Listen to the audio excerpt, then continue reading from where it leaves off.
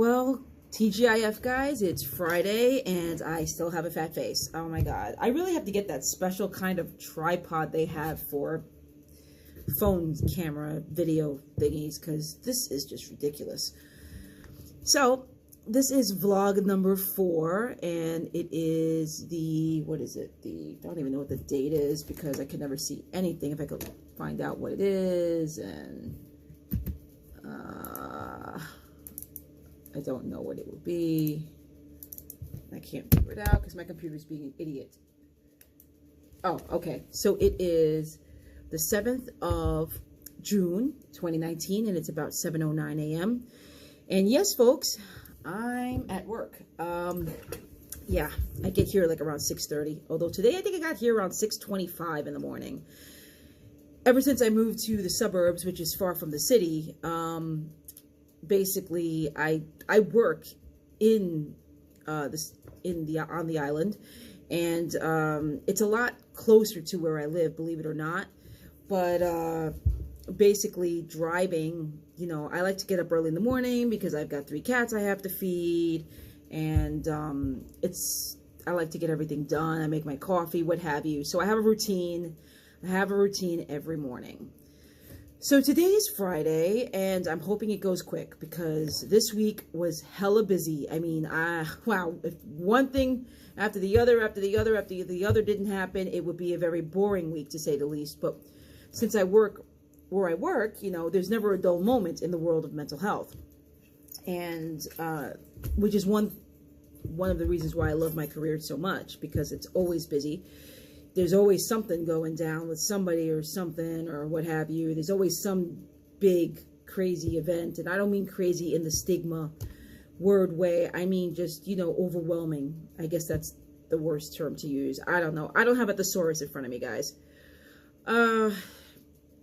So after today, tomorrow I'm going to be enjoying something pretty cool. I'm going to be going with Andy, Pat, and Kelly to Massachusetts to Scaricon.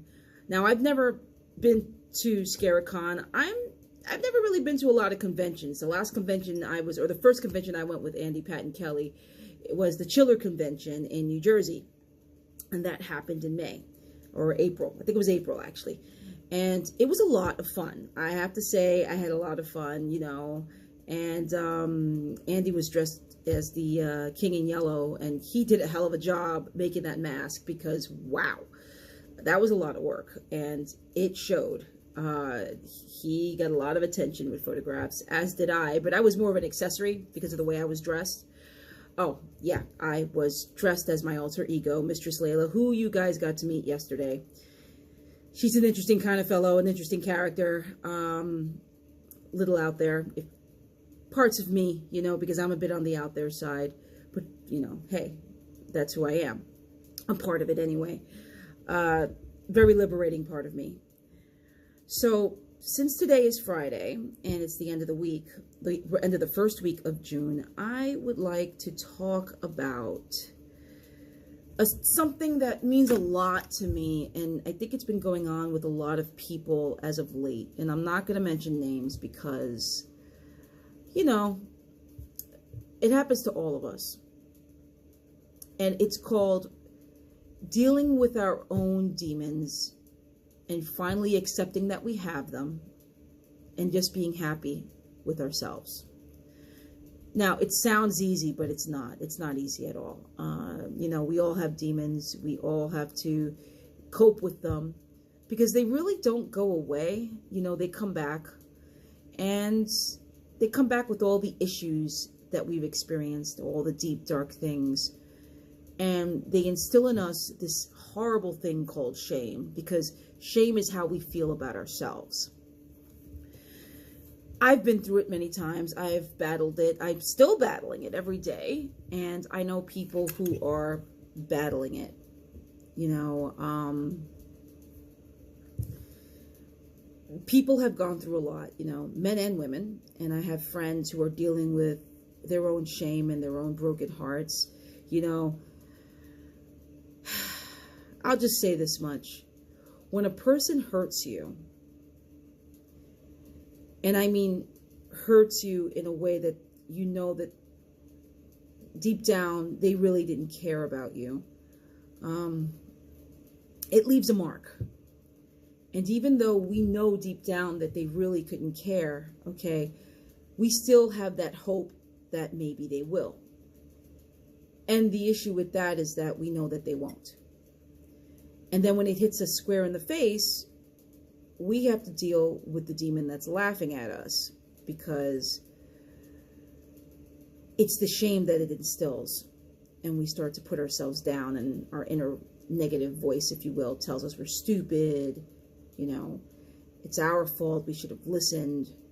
But the truth is, when you're in it that deep, you're not going to listen. We're not going to listen. I know when I went through it, you know, years ago, and the other years, and before I, you know, ended my marriage, I was so deep in it that I seriously thought that things would change with anybody that I was with, really.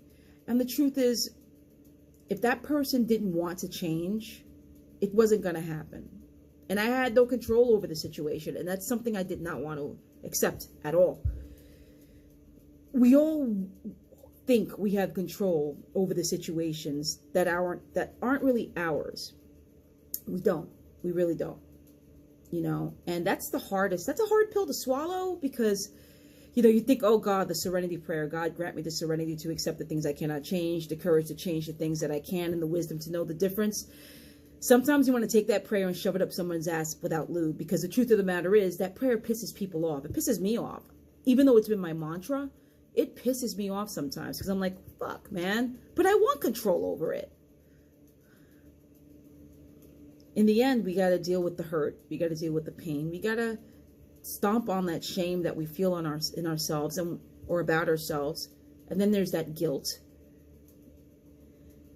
But if we just accept that we're human, and that we're going to hurt, and that things aren't going to happen the way we had planned them or hoped for, we have to go through the healing process, and then we have to come out of it. And when we come out of it, it's like, think of it as a caterpillar coming out of a cocoon.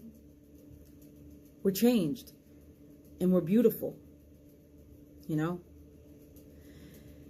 And it feels great afterwards, even though our wings may be a little charred, a little cracked, a little scarred. In the end, we could still fly, you know, and we're stronger for it. So I guess my message to you guys out there is, and you gals, or everybody really, is forgive ourselves. Forgive yourselves. Because you ain't stupid, you know?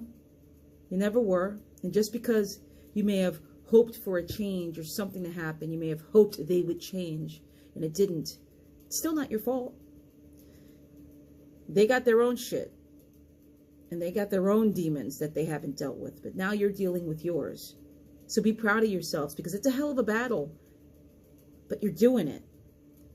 And eventually the shame will mean nothing. And the guilt will fade. And you'll just accept yourselves as you are. As the beautiful butterflies you were always meant to be.